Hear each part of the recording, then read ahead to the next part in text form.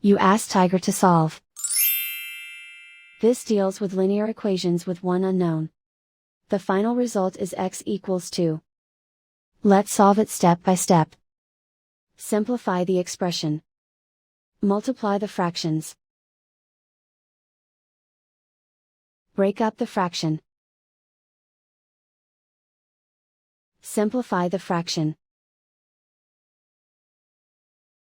Find the greatest common factor of the numerator and denominator.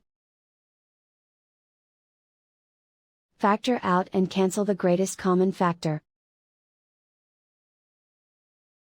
Simplify the arithmetic. Group all constants on the right side of the equation. Add 2 to both sides.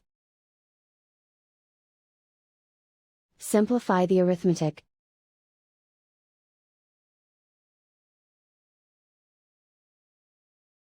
Isolate the x. Divide both sides by 4. Simplify the fraction. Find the greatest common factor of the numerator and denominator. Factor out and cancel the greatest common factor. And so the final result is x equals 2.